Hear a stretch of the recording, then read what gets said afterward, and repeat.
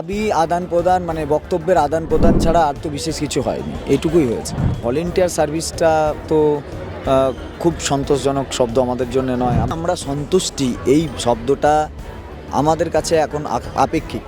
সংকটের তরুণদ্বারে আমরা দাঁড়িয়ে আছি, মানে আইসিইউতে আছি, যে কোনো দিন মারাও যেতে পারি। রাজ্য সরকারের কাজ হবে সেই জাজমেন্টটার মানে সুপ্রিম কোর্টের প্রয়োজনীয় নথি এবং প্রয়োজনীয় হলফনামাগুলো দেওয়া। যেদিন আমরা এই সামগ্রিক বিষয় নিয়ে আমরা জিতে আসতে পারবো সেদিন সন্তুষ্টি লাভ করবো। তার অ্যাসিস্ট্যান্ট টিচার ছিলাম, সেখান থেকে ভলেন্টিয়ার সার্ভিস শব্দটা তো অবশ্যই সন্তোষজনক নয়। অনেক কিছু অনেক দীর্ঘ কাজ আছে, সেই কাজটাও আমাদের করতে হবে, প্লাস আন্দোলনটাও করতে হবে। দাদা, আজকে মুখ্যমন্ত্রীর সঙ্গে নেতাজি ইন্ডোর স্টেডিয়ামে আপনারা বৈঠক করেছেন এবং সেখানে আপনাকে সরাসরি মুখ্যমন্ত্রীর সঙ্গে কথা বলতেও দেখা গেছে। তো প্রথমে তো আমি জিজ্ঞেস করব, মুখ্যমন্ত্রীর সঙ্গে কি বার্তালাপ হয়েছে?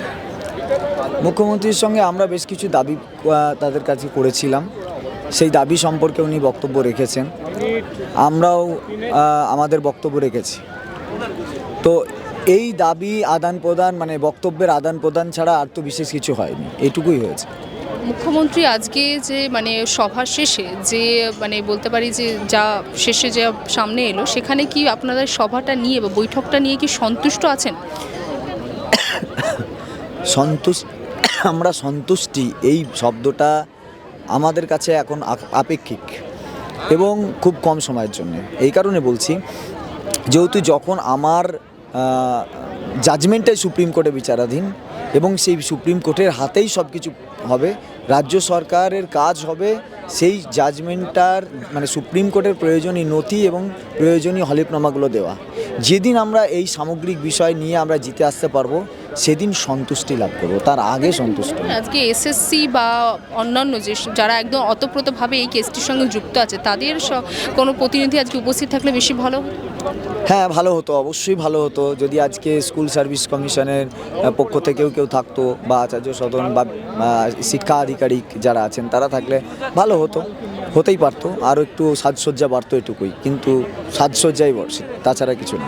আজকে মুখ্যমন্ত্রী যে ভলেন্টিয়ার সার্ভিসের কথা বলেছেন সেটা নিয়ে কি? না, ভলেন্টিয়ার সার্ভিসটা তো খুব সন্তোষজনক শব্দ আমাদের জন্য নয়। আমরা অ্যাসিস্ট্যান্ট টিচার ছিলাম, সেখান থেকে ভলেন্টিয়ার সার্ভিস শব্দটা তো অবশ্যই সন্তোষজনক নয়। মানে পরবর্তী কি পদক্ষেপ নেবেন?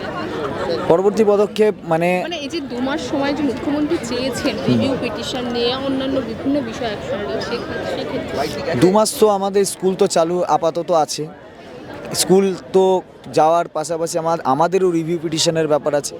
রিভিউ আমরা পিটিশন করতে গেলে এফিডেভিট ফাইল, ওকালতনামা সাইন, স্ক্যানিং, অনেক কিছু অনেক দীর্ঘ কাজ আছে, সেই কাজটাও আমাদের করতে হবে, প্লাস আন্দোলনটাও করতে হবে।